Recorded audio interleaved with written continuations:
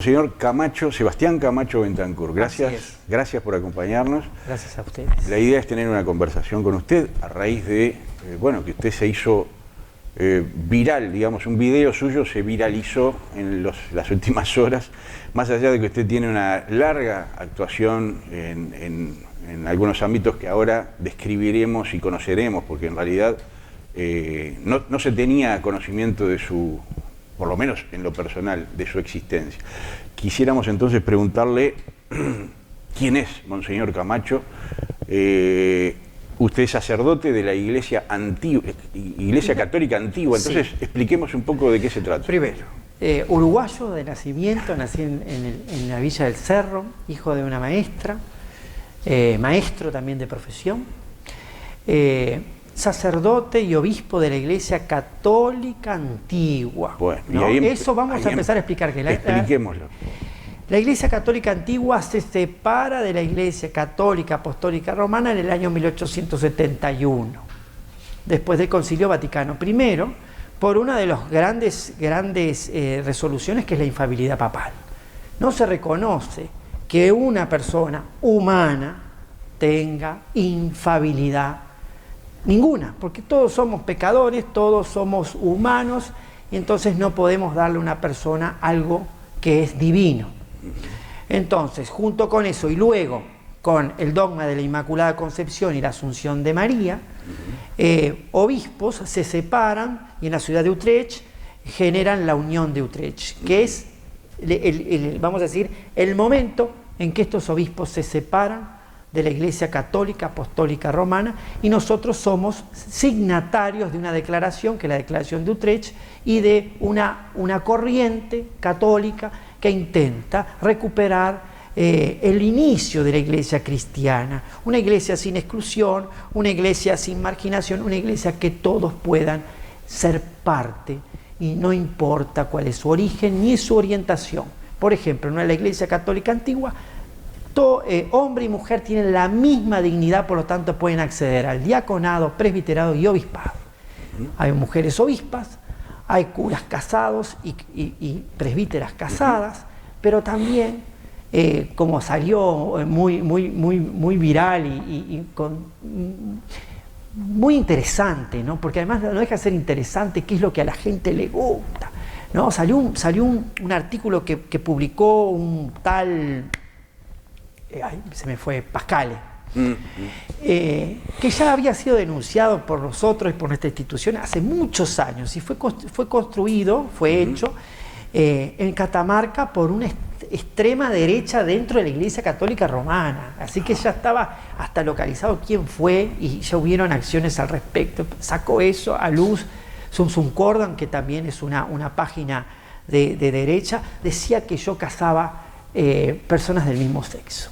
Y saben una cosa, nuestra iglesia puede realizar bodas de personas del mismo sexo, por lo tanto nosotros también luchamos por el matrimonio igualitario, y estuvimos en las manifestaciones, y también estuvimos en la defensa de la ley de salud sexual y reproductiva, y también estuvimos en la ley trans.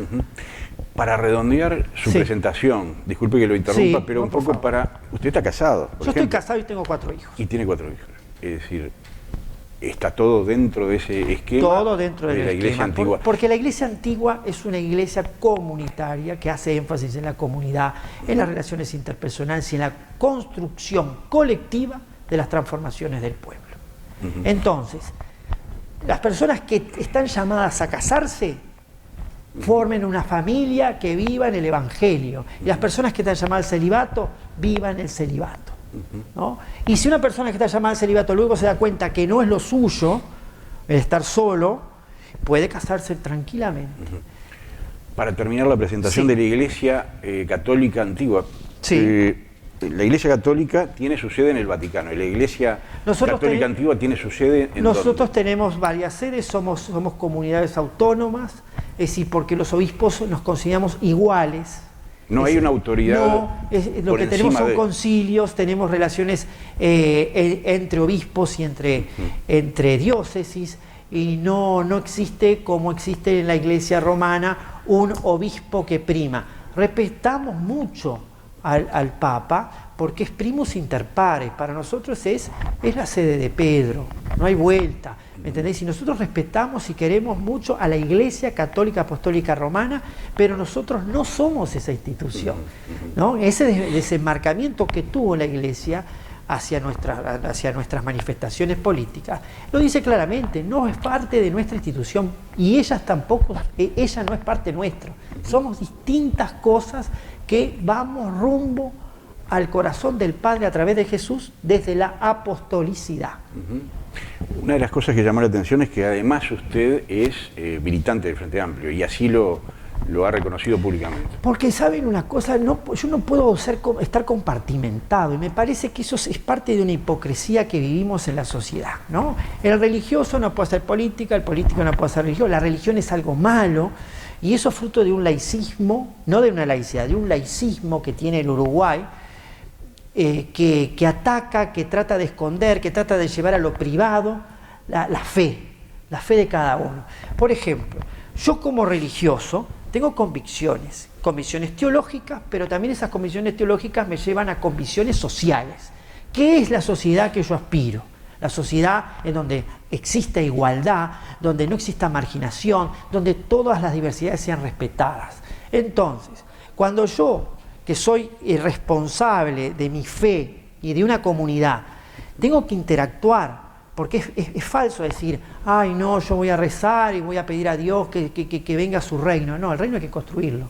Entonces, si estamos en un país democrático, en un país que como ciudadano tengo el derecho de ejercer mi libertad de expresión, como también de afiliación al partido que sea.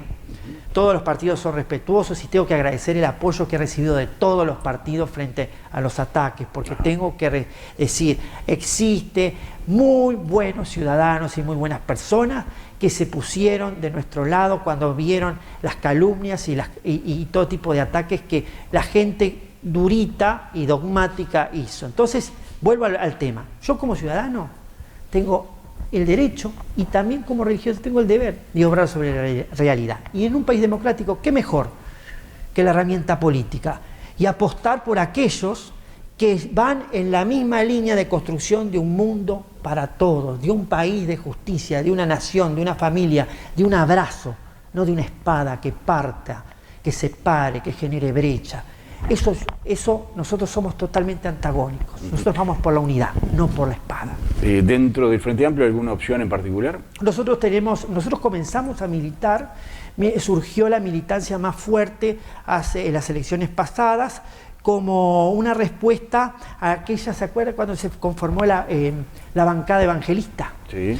Entonces, distintos actores políticos y distintos líderes religiosos se comunicaron conmigo sabiendo que yo ya venía militando y conformamos FEP, Fe en mi País, que era una organización política que estaba dentro de Baluarte Progresista. Luego creció y fuimos Somos Pueblo.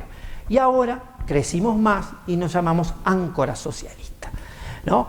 Ese grupo que es chico dentro del Frente Amplio, que está integrado por una diversidad extraordinaria, desde líderes religiosos de distintas alas de las tradiciones religiosas, como también de colectivos minoritarios, de personas de colectivos LGTB, feministas. Nosotros lo que nos unimos es para ser voz de los sin voz.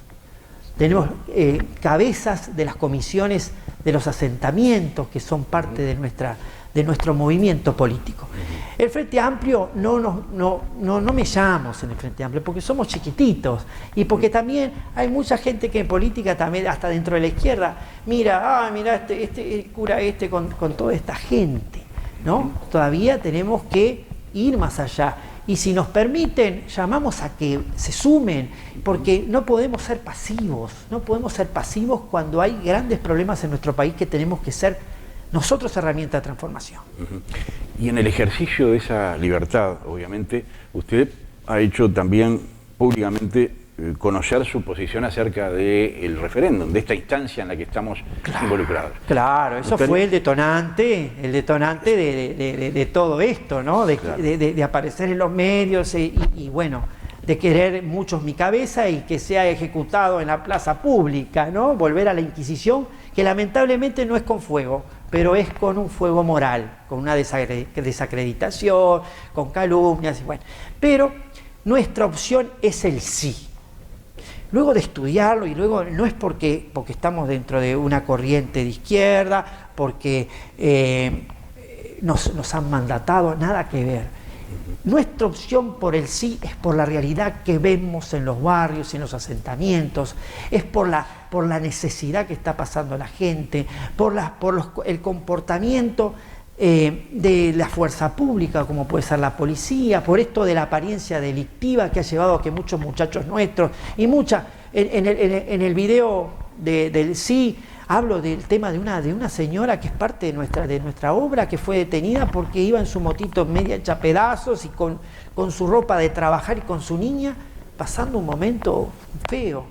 Entonces ahí la criminalización de la pobreza y de los espacios marginales por márgenes, ¿no?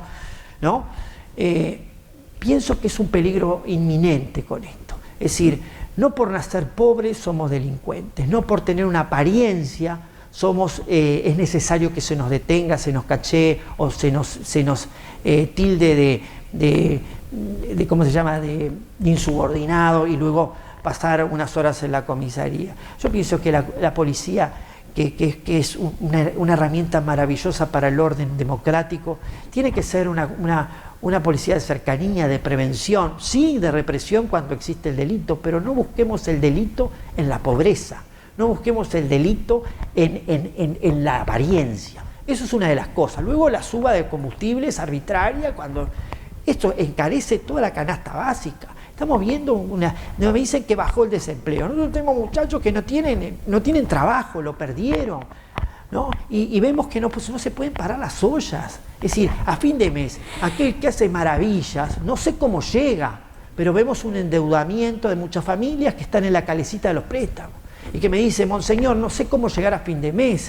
Y gente que es de clase media viene a la olla con el tupper, con ese mismo tupper de Crufi que antes se daba el gusto de comerlo con la familia, esa casata. Bueno, hoy es el plato y el recipiente que tiene que ir a la olla popular a buscar el alimento para esa familia.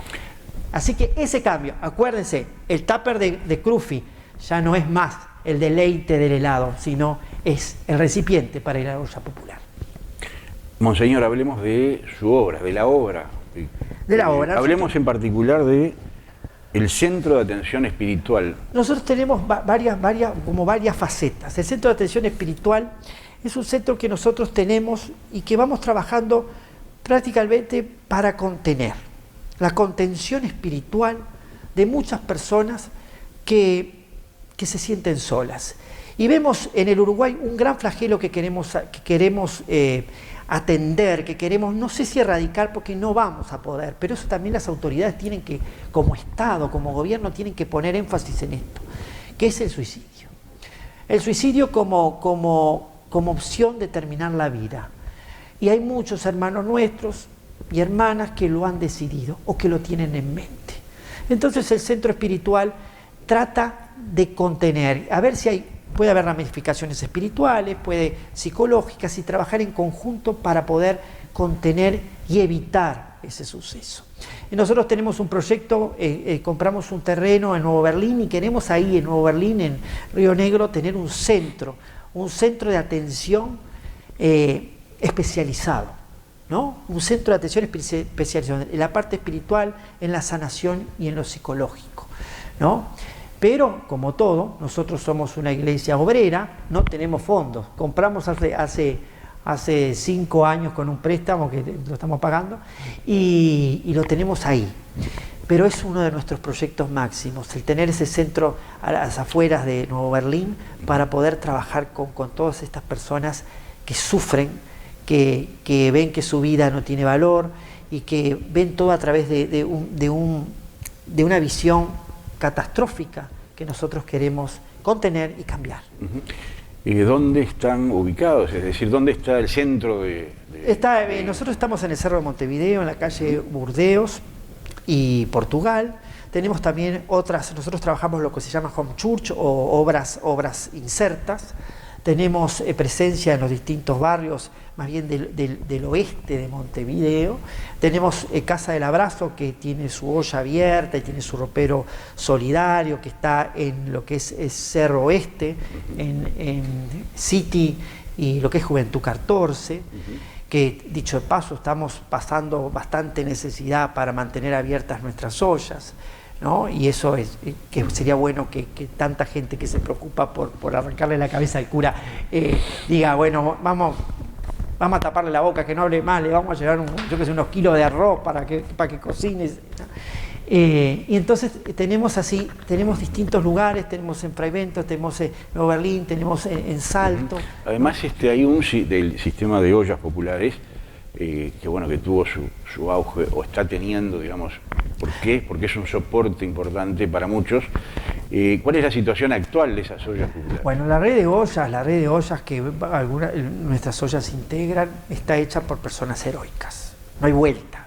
Son personas heroicas, son ciudadanos, son uruguayos y uruguayas que están dando la vida en una batalla de desangramiento. ¿Por qué? Porque estamos frente a una realidad de solidaridad que se está gastando. Hay mucha gente que está sacando de lo poco que tiene para darlo, pero no es suficiente porque el hambre está creciendo, ¿no? Entonces, esta realidad, y ahora que vienen los fríos, estamos frente a una posibilidad también de que el Mides deje de apoyar en mayo. Hay muchos rum, pero lo que sabemos es que tenemos que reforzarlo. Y tenemos que reforzar a estos uruguayos y uruguayas que están al frente de las ollas, que son muchísimas y que están dando la vida. Y nosotros, cuando vayamos a sentarnos a la mesa, tenemos que pensar de que hay estas personas que están haciendo fila en la noche, en la tarde, con sus tuppers, esperando llevar a su casa lo que la realidad de nuestro país no le permite llevar por la vía del trabajo. Entonces, eso es una realidad que tenemos que pensarla bien y tenemos que reflexionar antes de dejarnos de pavadas y que si es de la iglesia esta, la iglesia del otro. No, yo le hago un llamamiento a la solidaridad real y a mirar la realidad sin filtro, que los medios de comunicación y que los grandes políticos que dicen que bajó la pobreza, que bajó esto, que bajó todo. Sí, bajaron los sueldos, bajó la capacidad de compra, subieron los alimentos, el combustible se fue también por la nube. Entonces todo esto es un combo que daña al más humilde, a la clase trabajadora y más a aquellos que hoy están por abajo de la línea de la pobreza. Hablemos del movimiento abracista, que nos quedó pendiente un poquito definir también. Movimiento abracista. ¿De qué se trata? ¿Qué es el movimiento abracista? El movimiento abracista viene del abrazo. ¿Qué es esto? El llevar al otro hacia nuestro corazón. Y se funda aquí en Montevideo con líderes de distintas religiones el 3 de agosto del año 99, tiene 22 años, ya es mayor de edad.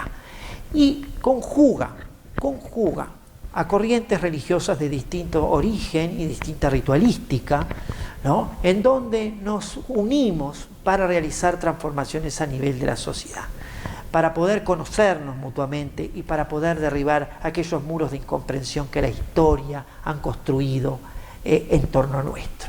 Esos enfrentamientos que existieron, el movimiento abracista trata de destruirlo para poder ir al encuentro del otro y aprender de aprendizaje, pero también aprender con H, de tomar del otro aquellas enseñanzas o aquellas acciones que nos permitan crecer en común unión.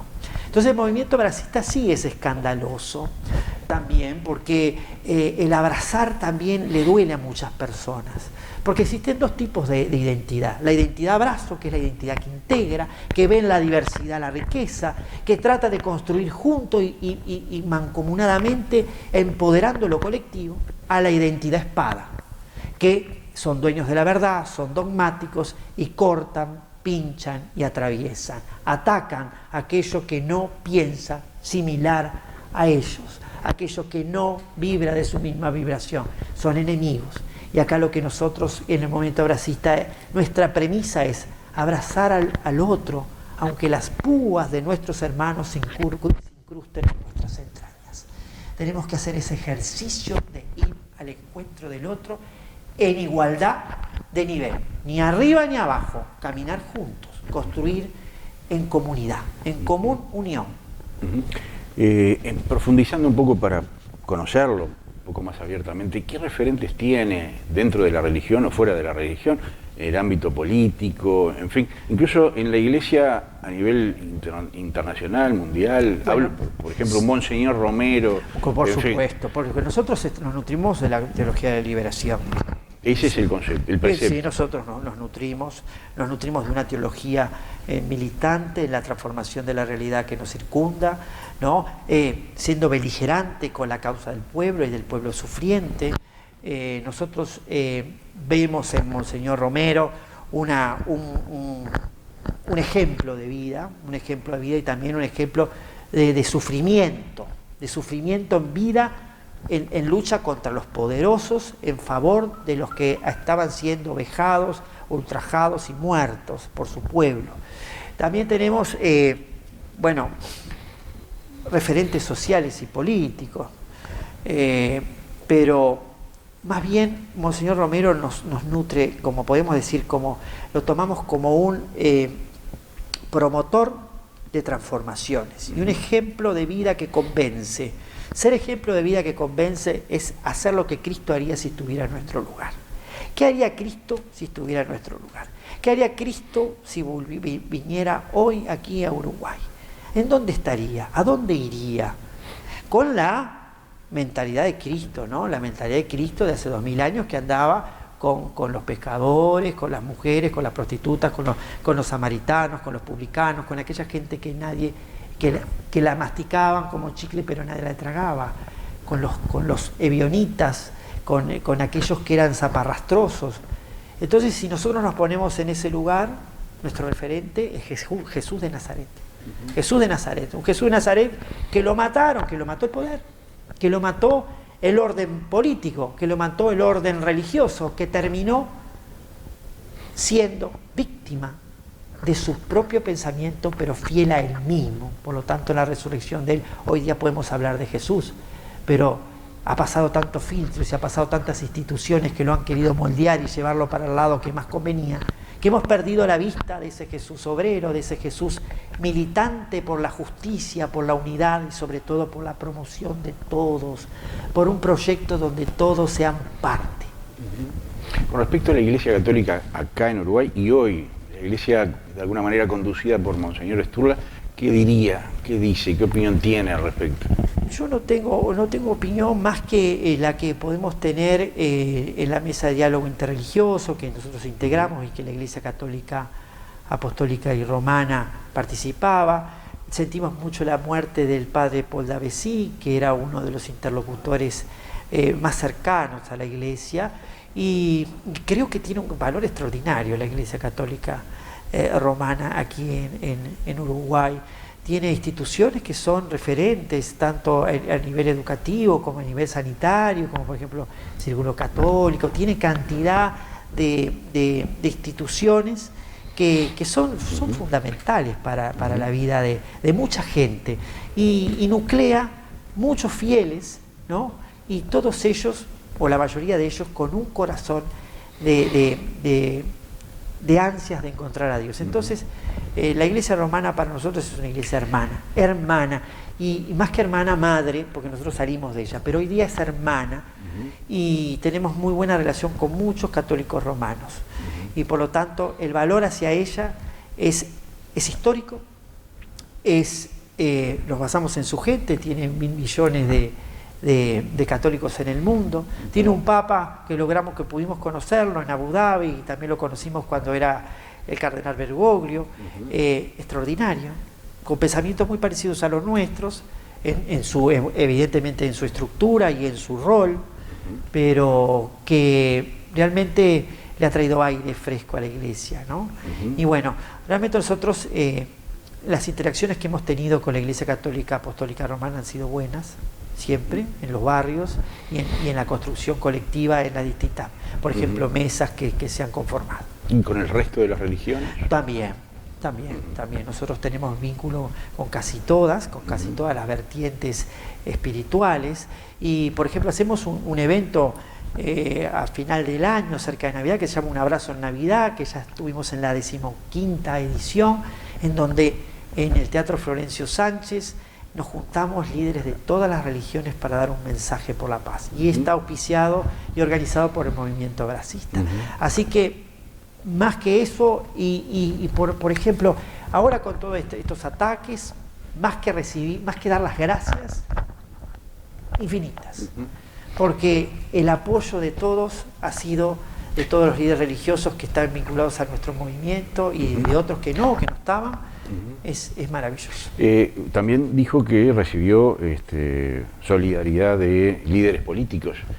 ¿Puede identificar algunos? Me han pedido que no, es decir, porque me han pedido que mantuviera reserva. Se ve que también por esta campaña que están ardidos, porque lamentablemente se está generando un nivel de tensión muy grande, y entonces si estás del otro bando y das ¿cómo te parece? Un abrazo, como el señor Camacho, que está siendo pegado porque apoya el sí, y vos estás en la banda del no, evidentemente que también te van a decir, y andate con el cura, dejate de andar dándole apoyo. Monseñor, ¿hay dentro de su congregación religiosa, hay gente que apoya al no, por ejemplo? Sí, hay gente que apoya al no. Hay gente que apoya al no. Es decir, con que total respeto, con total respeto. Usted no está hablando en nombre de la Iglesia Católica Antigua, digamos. De la mayoría de... Su posición personal sobre el referéndum. Dentro de la mayoría de la Iglesia, por nuestra concepción de Cristo, por nuestro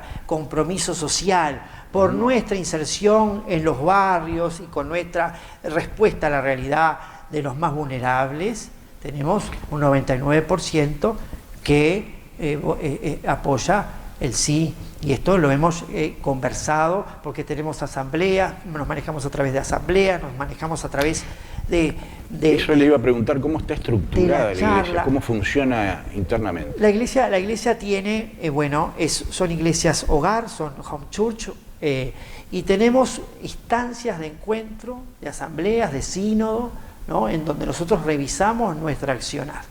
Y cuando existe, por ejemplo, una eventualidad como puede ser este referéndum, con más razón convocamos a la reflexión política, ¿no? Reflexionar políticamente, reflexionar para llevar nuestra voz, la voz de la mayoría, la voz casi de la unanimidad, a hechos y a manifestaciones y expresiones electorales, porque estamos en un país democrático. Eso lo tenemos claro y es nuestro baluarte máximo, nuestra premisa máxima es: estamos en un país democrático, en una república, y es lo que más debemos mantener, la república y la laicidad y los derechos de ser quien somos. Entonces, en esas asambleas nosotros tomamos resoluciones y nosotros nos movilizamos en función de esas resoluciones y de esos criterios que tomamos. Entonces, es una iglesia horizontal. Es una iglesia horizontal, es una iglesia de comunidad. ¿Usted no es la principal autoridad, digamos? En este momento sí. En este momento. ¿Cómo se eligen las autoridades? Se eligen por la gente. Se eligen por la gente. ¿Por votos? Sí, por ejemplo, sí. ¿Cada cuánto tiempo? Se elige por la comunidad, elige, por ejemplo, si se va a crear una comunidad pongámosle, en la Tanganica, de la iglesia antigua. Se juntan 2, 3, 4, 5 personas y solicitan al obispo más cercano, es decir, en nuestra rama estoy hablando, no estoy hablando de las otras ramas, porque hay varias ramas de la iglesia antigua, ¿no? Solicitan constituirse como iglesia, como comunidad eclesiástica. Lo primero que se hace, se les pide que elijan por unanimidad en lo ideal, pero por mayoría, un representante que sea la cabeza. Esa cabeza se transforma en lo que es administrador apostólico, ¿no? Referente de esa comunidad, y luego al crecer y se vea la necesidad de tener obispo, la misma comunidad en asamblea elige, muchas veces queda el mismo representante apostólico como candidato a obispo, ¿no? Y otras veces no. Otras veces ya la iglesia creció, ya se constituyó y hay otro líder pastoral que es postulado para ser electo. ¿Cuál es la distribución territorial? Es decir, ¿hay una representante en cada departamento? No. Acá somos muy chicos. Acá lo que manejamos desde Montevideo, Fraiventos, Salto, tenemos ¿no? Comunidades chicas, el Uruguay es chico. En Brasil existen en San Pablo, en Río de Janeiro, ¿no? En Argentina, en Córdoba, en el Bolsón, en Santiago de Chile, existe también en Cuba, en La Habana, no sé si La Habana, ahora no quiero caer en eso, pero me parece que es cerca de La Habana, y en México, en el estado de Morelos, ¿no? En Colombia, en Bogotá, ¿no? ¿Reciben algún tipo de ayuda internacional o se financian con ninguna ayuda internacional, porque somos comunidades de pobres, somos comunidades de laburantes, es decir, la manutención surge de nuestro trabajo, ¿no? Y surge de la colectivización de aquellos bienes que pueden llegar. Por ejemplo, nosotros ahora tuvimos la inundación, estas inundaciones, bueno, mucha de nuestra gente quedó bajo el agua, ¿no? Con paredes totalmente inundadas, en donde la solidaridad de mucha gente del Uruguay llevó a que podamos revertir tanto en la parte sanitaria como en la parte de recuperación de mobiliario, de colchones, de abrigo. Entonces, de esa forma nosotros nos movemos. Por ejemplo, una olla le falta algo y esta tiene, hacemos la transferencia, si aquella olla se solidariza con esta, o ese tipo de potenciar lo poco que tenemos en función del bien común. Y generalmente cuando sumamos es como la multiplicación de los panes y de los peces. Son 5.000 personas y tenemos 5 panes y 2 peces, ¿no? Entonces a veces tenemos 2 peces y 5 panes. Y vemos que se multiplica porque la solidaridad es más de ese plus, esa sinergia maravillosa que tienen que experimentar mucha gente para entender lo que hacemos. Magia. A través del amor y del ponerse en los zapatos del otro. Cuénteme de ese viaje a Emiratos Árabes. Emiratos Árabes.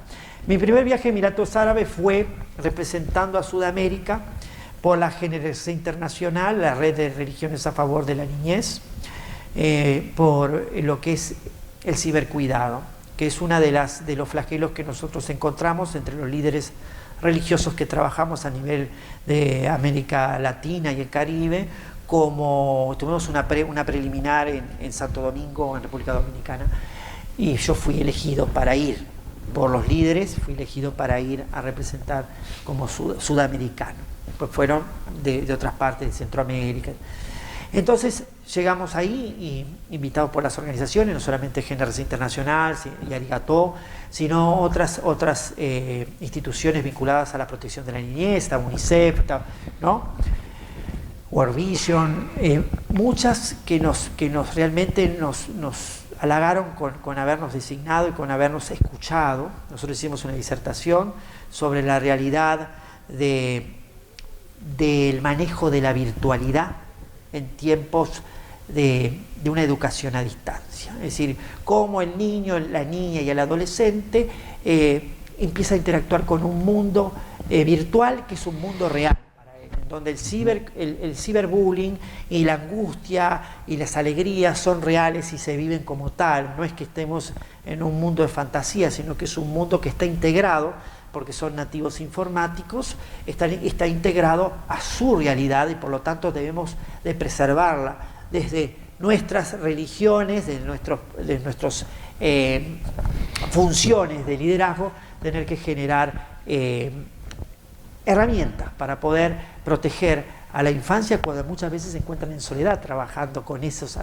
interactuando con esos medios virtuales. La segunda vez fui invitado por los Estados, por los Emiratos Árabes y por la Organización de la Fraternidad Humana, ¿no? para ser parte del acuerdo, de la firma del acuerdo entre los cristianos y los musulmanes, con la presencia del Papa Francisco y el gran imán del Cairo, que para nosotros fue un gran honor el haber participado de esas instancias, de todo lo que se dio a favor de la paz en un país musulmán y un país que quiere abrirse a un diálogo interreligioso, y que bueno, que generó todas estas instancias, y bueno, en las cuales nosotros agradecemos a todas las instituciones internacionales que nos postularon para esto y que luego nos eligieron para representar. No tengo más preguntas, pero Sí, darle la posibilidad en todo caso de dar un mensaje final, si usted quisiera. No? Bueno, primero agradecerles por permitirnos ser la voz, por tener voz, porque en este avasallamiento nuestra voz fue totalmente anulada, totalmente aplastada, porque los medios de comunicación masivos que responden, ¿no?, a otros intereses, nuestra voz no es la que quiere escuchar, porque es la voz de los sin voz. Y a veces cuando nosotros tenemos debajo del tapete muchas cosas que no queremos ver, y viene alguien y levanta el tapete, tira el tapete y empieza a hacer polvadera, evidentemente es problema a resolver.